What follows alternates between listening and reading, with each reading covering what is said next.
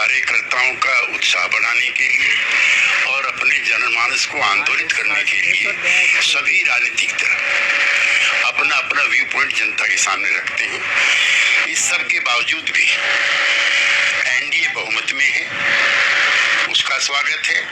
बिहार में सभी राजनीतिक दल लगभग और मीडिया चैनल नीतीश कुमार को एक पराजित योद्धा के रूप में दिखा रहे थे।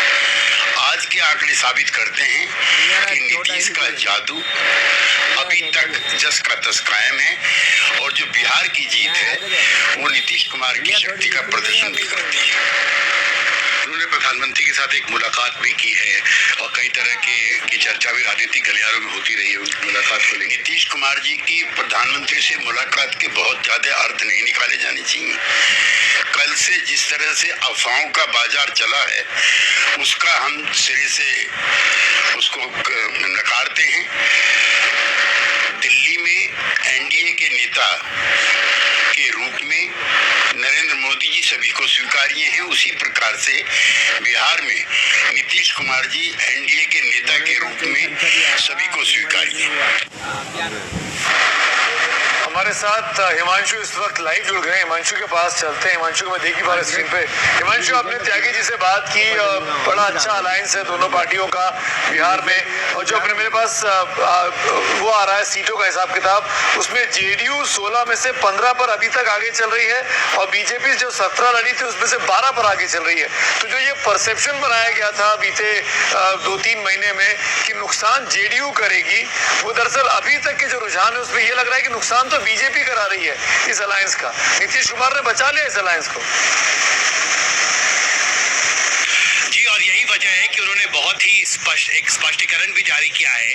केसी त्यागी से मैंने ये पूछा कि क्या नीतीश कुमार मुख्यमंत्री बने रहेंगे, आप ये कहना चाहते हैं? तो उन्होंने कहा कि देखिए, नीतीश कुमार का जादू जस का तस कायम है इन चुनावों में, और जो अब तक जो रिजल्ट्स आए हैं उससे बहुत स्पष्ट है कि नीतीश कुमार के पास जनता का समर्थन है। वो जनता द्वारा चुने गए एक निर्वाचित मुख्यमंत्री हैं, वो कोई नॉमिनेटेड सीएम नहीं है।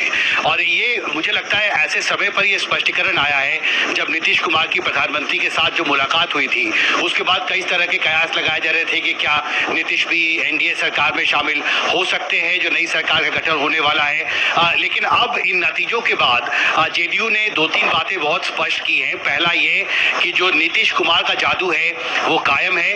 दूसरी बात, जो रिजल्ट्स अब तक आए हैं, जो रुझान आया है, उससे बहुत साफ दिखता है कि नीतीश कुमार का जो शक्ति है उसका भी एक प्रदर्शन हुआ है इन नतीजों में, इन रुझानों में। और नीतीश कुमार मुख्यमंत्री बने रहेंगे, वो एनडीए के एक्सेप्टेड लीडर हैं। ये बात जेडीयू की तरफ से अब तक के रुझानों की बात कही गई है। मुझे लगता है कि ये बहुत ही महत्वपूर्ण स्पष्टीकरण है, क्योंकि कल से ही लगातार हमने सुना राजनीतिक गलियारों में इस बात की चर्चा थी कि क्या बिहार में भी कुछ बदलाव होगा नतीजों के बाद। लेकिन अब जेडीयू ने बहुत प्रमुखता से इस बात को खारिज कर दिया है, जिस तरह के स्पेकुलेशंस थे कि कोई बदलाव बिहार सरकार में होने वाला है। सुमित जी, शुक्रिया इस अपडेट के लिए हिमांशु आपका। और अब वक्त है सुमित, किसमें कितना है दम जानने का, और ये बिल्कुल बताएंगे अनंत किसमें कितना है दम देख लेते हैं।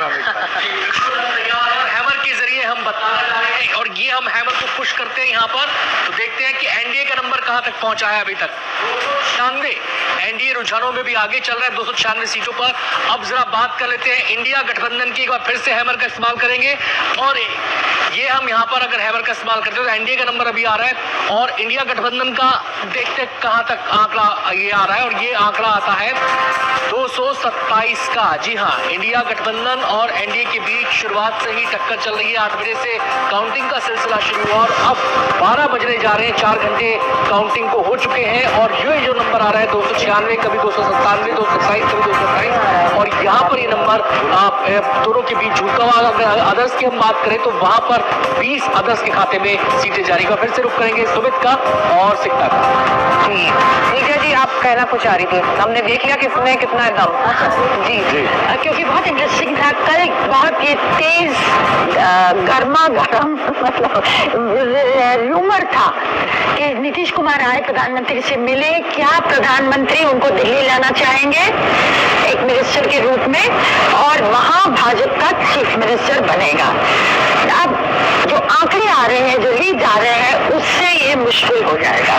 मैं ये पूछना चाह रही थी कि केसी त्यागी अगर उनसे बात होती सवाल पूछा जाता तो क्या उनका कहना है? एक्चुअली सच में आश्चर्य वाली बात है केसी त्यागी ने बोला था अपना आंसर में कि वो नीतीश कुमार मजबूत है, मजबूत है। वो तो कहा इशारा किया था कि वो सीएम होने रहेंगे। वाला नहीं। नहीं, क्योंकि हम सब ने सोचा था कि बिहार सॉरी बीच में इंटरव्यू कर रहा हूँ। Sorry. विधानसभा में आंध्र प्रदेश में टीडीपी को बहुमत मिल गया है। अच्छा, अभी तक के जो रुझान है, ये रुझान मैं फिर से क्लियर कर दूं, नतीजे नहीं है।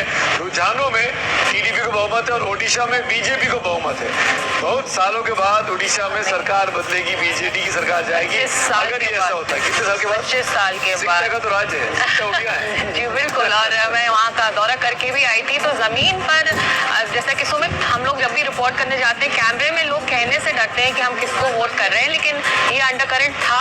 लेकिन जब फॉर्मली किसी से पूछो तो शायद बीजेडी का नाम ले लें या बीजेपी का नाम ले लें, तो इसीलिए एग्जिट पोल का इशारा भी हमको उतना कुछ जी आप ही करें। बीजेपी के लिए अच्छी खबर उड़ीसा से और आंध्र से आ रही है। हाँ, लेकिन इसमें एक और बात कि अगर पिछले 2014 के बाद से जितने भी चुनाव उड़ीसा में हुए, चाहे वो विधानसभा के हों चाहे वो लोकसभा के हों, उसमें मोदी फैक्टर बहुत अहम रोल उसने प्ले किया है, विधानसभा में भी और लोकसभा में भी।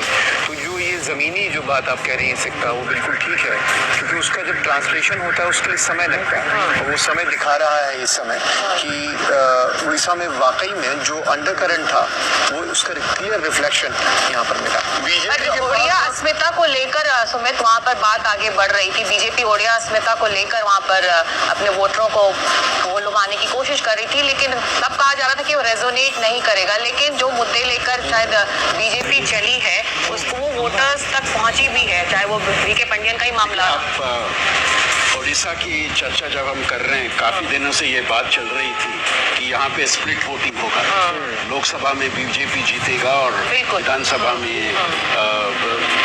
बीजेपी जनता दल जीतेगा। आज तक जब देश में सिमल्टेनियस पोल्स हुआ है, एक भी उदाहरण नहीं है कि लोकसभा में एक जीते और विधानसभा में एक जीते।